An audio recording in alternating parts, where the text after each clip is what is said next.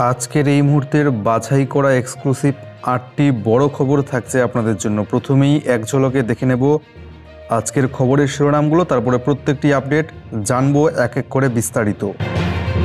এবার তৃণমূল দল ছাড়তে চলেছেন অভিনেতা চিরঞ্জিত। টিকিট না পেলে দল ছেড়ে দেব হুঁশিয়ারি অভিনেতা চিরঞ্জিতের। বিজেপির পঞ্চম পরিবর্তন যাত্রার সূচনা করতে আরও একবার রাজ্যে এলেন স্বরাষ্ট্রমন্ত্রী অমিত শাহ। রয়েছে নানান কর্মসূচি। অপরদিকে বঙ্গ রাজনীতিতে ঘটে গেল এক ভয়ঙ্কর ঘটনা। বোমায় জখম শ্রম প্রতিমন্ত্রী জাকির হোসেন। বর্তমানে কেমন রয়েছেন তিনি, জানাবো লেটেস্ট লাইভ আপডেট। অপরদিকে ১০০ টাকা হলো লিটার পিছু পেট্রোল। জ্বালানির দাম নিয়ে এবার কংগ্রেসকে বিঁধলেন প্রধানমন্ত্রী নরেন্দ্র মোদী। মেধা তালিকায় কারচুপি প্রাথমিকের টেট নিয়ে ক্ষমতায় আসলে তদন্ত করবে বিজেপি, জানিয়ে দিলেন দিলীপ ঘোষ। অপরদিকে বিরাট বড় সুখবর, মাসে ১০০০ টাকা করে পেনশন। নতুন প্রকল্প আনছে কেন্দ্রীয় সরকার। চাকরি প্রার্থীদের জন্য বড় খবর, প্রত্যেক জেলায় ৭৩৮ জন লাইব্রেরিয়ান নিয়োগ করতে চলেছে রাজ্য সরকার। আপনার জেলায় কত শূন্যপদ রয়েছে জানিয়ে দেব। সর্বশেষে জানবো কেমন থাকবে রাজ্যের আবহাওয়া।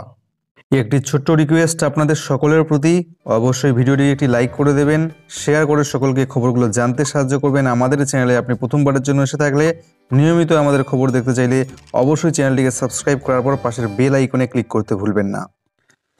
আরও একবার অস্বস্তিতে রাজ্যের শাসক দল তৃণমূল কংগ্রেস।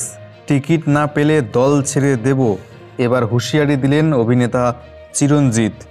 ভোটের আগে এ যেন দল বদলের মরশুম। সাংসদ বিধায়ক থেকে টলিউড সেলেব এক শিবির ছেড়ে অন্য শিবিরে যাতায়াতের গুঞ্জন চলছেই নিয়মিত। রাজনৈতিক মহলের মতে রাজ্যের শাসক দলের প্রার্থী তালিকা থেকে যেমন পুরনো বহু নাম বাদ যাওয়ার সম্ভাবনা, ঠিক তেমনই গেরুয়া শিবিরে থাকবে এক ঝাঁক চমক।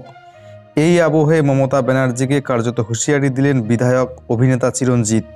বিধায়ক হিসেবে থাকতে না পারলে তিনি দল ছেড়ে দেবেন, এমনটাই কিন্তু জানিয়েছেন। বারাসতের বিধায়ক এদিন জানিয়েছেন, টিকিট না পেলে রাজনীতি ছেড়ে দেব। তবে তৃণমূল কংগ্রেস ছেড়ে দিলেও কিন্তু বিজেপিতে তিনি যাবেন না, এমনটাই তিনি স্পষ্ট জানিয়েছেন। তিনি জানিয়েছেন, ছবি আঁকবো, অভিনয় করব, রাজনীতি আর নয়। যদি টিকিট না পাই তৃণমূল ছেড়ে দেব। তার আরও দাবি, সামনাসামনি এবং ফোনে দুবার তৃণমূল নেত্রীকে এ বিষয়ে জানিয়েছেন তিনি, তবে কোনো চিঠি এখনও লেখেননি। এই বিষয়ে এদিন প্রবীণ সাংসদ সৌগত রায় জানান, উনি দলের সম্পর্কে কোনো মন্তব্য করেননি। যা বলেছেন তা ওর ব্যক্তিগত বিষয়। দল চিরঞ্জিতকে প্রার্থী করবে কিনা সেটা দলের ব্যাপার। ২০১১ সাল থেকে দুদফায় বারাসতের বিধায়ক নির্বাচিত হন চিরঞ্জিত, কিন্তু রাজনৈতিক মহলে খবর এবার তিনি টিকিট নাও পেতে পারেন। সেই গুঞ্জন থেকেই কিন্তু এবার চিরঞ্জিত সতর্ক করে দিলেন আগেই তৃণমূল নেত্রীকে, জানিয়ে দিলেন টিকিট না পেলে দল ছেড়ে দেব। বঙ্গ রাজনীতিতে ঘটে গেল এক ভয়ঙ্কর ঘটনা। বোমায় জখম হলেন শাসক দলের শ্রম প্রতিমন্ত্রী জাকির হোসেন। বর্তমানে কেমন রয়েছেন তিনি, লাইভ আপডেট আপনাদের জানাবো। বোমায় জখম মন্ত্রী জাকির হোসেনকে বুধবার রাতে প্রথমে জঙ্গিপুর সুপার স্পেশালিটি হাসপাতালে ভর্তি করা হয়, সেখানে নিয়ে যাওয়া হয়। সেখানে প্রাথমিক চিকিৎসার পর বৃহস্পতিবার ভোর ৪:৪৫ নাগাদ কলকাতায় নিয়ে আসা হয় জাকির হোসেনকে। এসএসকেএমের ট্রমা কেয়ার ইউনিটে ভর্তি করা হয়েছে তাকে। হাসপাতাল সূত্রে খবর, তার পায়ের হাড় ক্ষতিগ্রস্ত হয়েছে, মাংসপেশি এবং টিস্যুতে গভীর আঘাত রয়েছে তার। চিকিৎসায় সাড়া দিচ্ছেন মন্ত্রী। ধীরে ধীরে বিস্ফোরণের প্রাথমিক আতঙ্ক কাটিয়ে উঠছেন তিনি। তার পায়ের এক্স-রে করা হয়েছে। বোমায় জখম সুজন বিশ্বাসও এসএসকেএমে বর্তমানে ভর্তি। জনবহুল স্টেশনের ভিতর মন্ত্রীকে লক্ষ্য করে বোমা। স্টেশনে কলকাতাগামী ট্রেন ধরতে যাওয়া রাজ্যের শ্রম দপ্তরের প্রতিমন্ত্রী জাকির হোসেনের প্রাণনাশের চেষ্টার অভিযোগ দুষ্কৃতীদের বিরুদ্ধে। ঘটনাটি ঘটে বুধবার রাত 8:30 নাগাদ মুর্শিদাবাদের নিমতিতা স্টেশনের ২ নম্বর প্ল্যাটফর্মে। বোমায় ভয়াবহ বিস্ফোরণে মন্ত্রীসহ আরও 14 জন গুরুতর জখম হয়েছেন বলে জানা যাচ্ছে। সূত্র মারফত খবর, এত কাছ থেকে মন্ত্রীর গায়ে বোমা ছোড়ার ঘটনাকে খুবই গুরুত্ব দিয়ে দেখছে পুলিশ। বৃহস্পতিবার স্টেশনে গিয়ে নমুনা সংগ্রহ করা শুরু করেছে ইতিমধ্যেই ফরেনসিক দল। পুলিশ সূত্রে জানা গিয়েছে, কলকাতায় আসবেন বলে বুধবার রাতে রওনা দিয়েছিলেন জাকির। নিমতিতা থেকে তার তিস্তা তোরসা এক্সপ্রেস ধরার কথা ছিল। গাড়ি থেকে নেমে হেঁটে তিনি 2 নম্বর প্ল্যাটফর্মে যান। সেই সময় জাকিরকে ঘিরেছিলেন দলীয় কর্মী, সমর্থক এবং অনুগামীরা। অনেকেই সেই সময় মোবাইলে ভিডিও রেকর্ডিং করছিলেন, কেউ কেউ নেট মাধ্যমে সরাসরি লাইভ করছিলেন।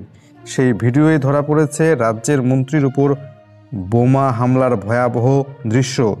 জাকির হোসেনের ওপর এই হামলার তীব্র নিন্দা করেছেন জেলা তৃণমূলের সভাপতি আবু তাহের।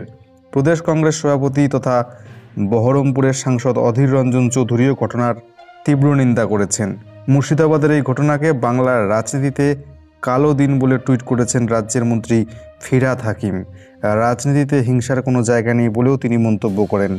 জাকির হোসেনের দ্রুত আরোগ্য কামনা করেছেন এদিন ফিরহাদ হাকিম।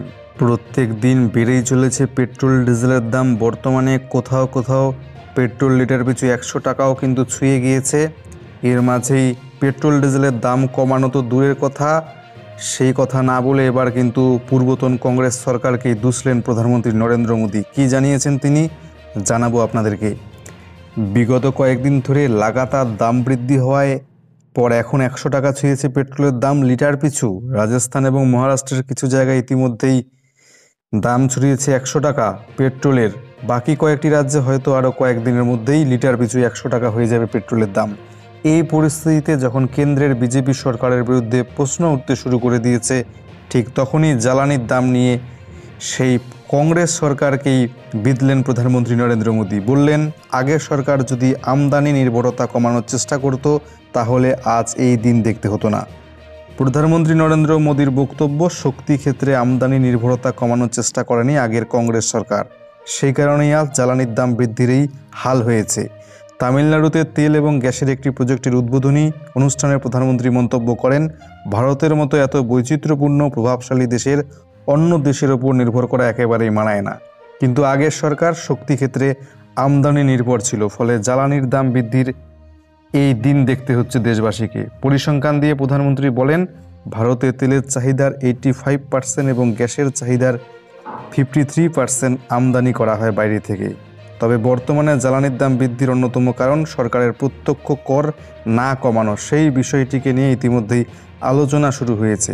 অবশ্য সেই বিষয় নিয়ে কোনো উচ্চারণ, কোনো কথা বলেননি এদিন প্রধানমন্ত্রী নরেন্দ্র মোদী। উল্টে পূর্বতন কংগ্রেস সরকারকেই দুষেছেন তিনি। আসল ঘটনা হলো, আন্তর্জাতিক বাজারে যখন তেলের দাম কমে গিয়েছিল তখন কেন্দ্রীয় সরকার দাম কমানো তো দূরের কথা, উল্টে পেট্রোল ডিজেলের ওপর বেশি করে কর চাপিয়ে দিয়েছিল রাজস্ব সংগ্রহের জন্য। পরবর্তী ক্ষেত্রে আন্তর্জাতিক বাজারে দাম বৃদ্ধি হলেও সেই কর এখনও পর্যন্ত কমায়নি সরকার। ফলে কিন্তু আজ জ্বালানির ক্ষেত্রে এই দাম দিন দিন বেড়েই চলেছে। আকাশ ছোঁয়া হতে চলেছে পেট্রোল ডিজেলের লিটার পিছু দাম। সে কথা না বলে এখানে কিন্তু কর না কমিয়ে উল্টে পূর্বতন কংগ্রেস সরকারকেই দুষেছেন প্রধানমন্ত্রী নরেন্দ্র মোদী। প্রাথমিকের মেধা তালিকায় কারচুপি, প্রাথমিকের টেট নিয়ে তদন্ত কমিশন বসাবো জানিয়ে দিলেন বিজেপি রাজ্য সভাপতি দিলীপ ঘোষ। ক্ষমতা এলে টেটের নিয়োগ নিয়ে তদন্ত কমিশন বসাবে বিজেপি। এদিন সাংবাদিক বৈঠক করে ঘোষণা করলেন দিলীপ ঘোষ। একই সঙ্গে বিজেপি রাজ্য সভাপতি আরও জানালেন, সম্পূর্ণ মেধা তালিকা প্রকাশের দাবিতে পথে নামবে বিজেপি। 19 ফেব্রুয়ারি বেলা 12টায় কলকাতা বিশ্ববিদ্যালয় থেকে ধর্মতলার ডরিনা ক্রসিং পর্যন্ত প্রতিবাদ মিছিল করা হবে। তাতে শিক্ষক এবং পার্শ্ব শিক্ষক সবাই যোগ দেবেন বলে এদিন তিনি জানিয়েছেন। সাংবাদিক বৈঠকে তোপ দাগেন দিলীপ ঘোষ। মেধা তালিকায় কোনো স্বচ্ছতা নেই বলেন তিনি, শুধু বলা হয়েছে কোয়ালিফাইড কিনা। কোন মেধার ভিত্তিতে চাকরি পেলেন এই 16,500 জন, সেটাই প্রশ্ন দিলীপ ঘোষের। প্রশ্নে ভুল থাকার কারণে যে মামলা চলছিল তার রায় বের হয়নি। সম্ভবত মার্চ মাসে রায় বের হবে, কিন্তু যারা মামলা করেছিলেন তাদের নাম এই তালিকায় বেরিয়ে গিয়েছে। একই সঙ্গে দিলীপ ঘোষ আরও অভিযোগ করেন যে এই চাকরি দেওয়ার নাম করে তৃণমূল সরকারের কিছু নেতা মন্ত্রীর বিরুদ্ধে গুরুতর অভিযোগ উঠেছে। গোটা বাংলা জুড়ে পরীক্ষার্থীর কাছ থেকে মোটা টাকা নেওয়ার অভিযোগ উঠেছে।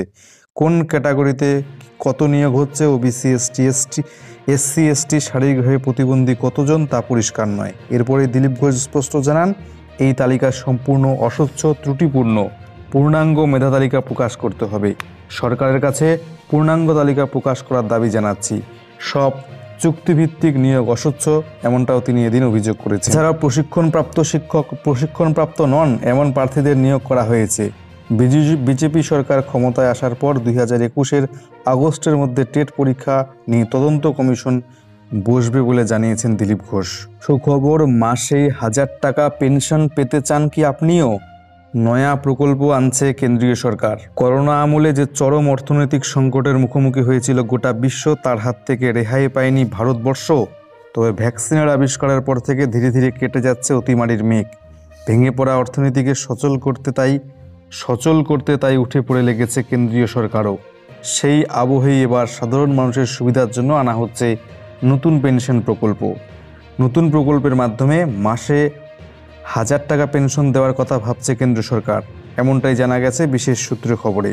শুধু তাই নয়, সেই মর্মে রাষ্ট্রায়ত্ত বেসরকারি সমস্ত জীবন বীমা সংস্থাকে নতুন পলিসি আনার ব্যাপারে নির্দেশও দেওয়া হয়েছে বীমা নিয়ন্ত্রক সংস্থা insurance regulatory and development authority of ইন্ডিয়ার তরফ থেকে।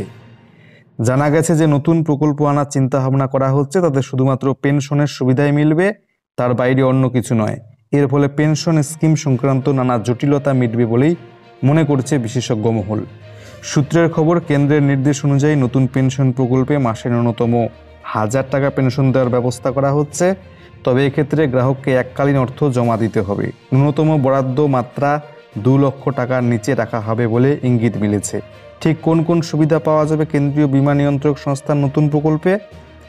জানা গেছে গ্রাহকরা চাইলে 1 মাস, 3 মাস, 6 মাস অন্তর পেনশন গ্রহণ করতে পারবেন। বছরে একবার পেনশন পাওয়ার ব্যবস্থাও রাখা হবে এই নতুন প্রকল্পে। যে কোনো গ্রাহকই এই মাধ্যমে আমরণ পেনশন ভোগ করতে পারবেন। এখানেই শেষ নয়, গ্রাহকের মৃত্যু হলে প্রকল্পের প্রিমিয়ামে যে এককালীন অর্থ জমা দেওয়া হয়েছিল তার পুরোটাই ফেরত পাবেন নির্দিষ্ট নমিনি। তবে এক্ষেত্রে কোনো রকম মৃত্যুকালীন আর্থিক সুবিধার বন্দোবস্ত থাকবে না বলেই জানিয়েছেন কেন্দ্রীয় বীমা নিয়ন্ত্রক সংস্থা। অপরদিকে রাজ্যের যারা চাকরি প্রার্থী রয়েছেন তাদের জন্য একটা সুখবর। প্রত্যেক জেলায় মোট 738 জন লাইব্রেরিয়ান পদে নিয়োগ করবে রাজ্য সরকার। কোন জেলায় কত শূন্যপদ রয়েছে সেটা আপনাদেরকে আমরা একবার জানিয়ে দেব। যে পরিসংখ্যান পাওয়া যাচ্ছে সেখান থেকে দেখা যাচ্ছে রাজ্যের অধিকাংশের বেশি লাইব্রেরিতে হাজার হাজার শূন্যপদ রয়েছে। শুধু লাইব্রেরিয়ান নয়, লাইব্রেরির বাকি পদগুলিতেও একাধিক পদ খালি পড়ে রয়েছে। তবে আপাতত 738টি শূন্যপদেই নিয়োগ করতে চাইছে রাজ্য সরকার। কোন জেলায় কত পদ সেটা প্রকাশিত করেছে সংশ্লিষ্ট দপ্তর। নিয়োগ হবে রাজ্যের 23টি জেলা এবং শিলিগুড়ি মহকুমা এলাকায়।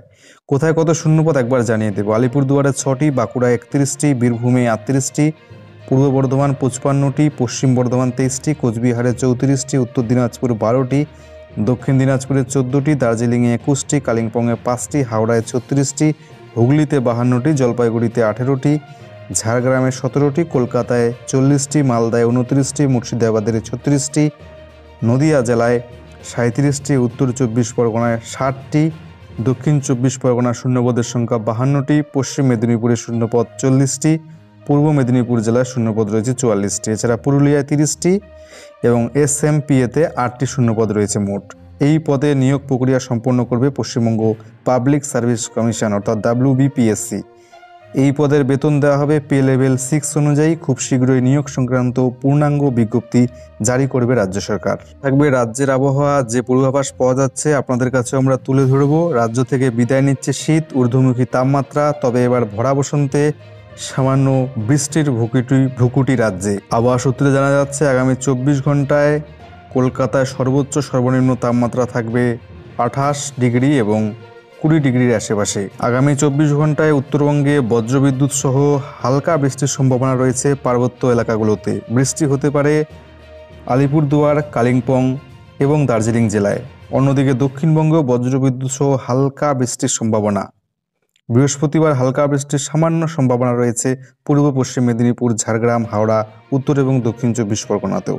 সামান্য বৃষ্টির সম্ভাবনা রয়েছে কলকাতাতেও।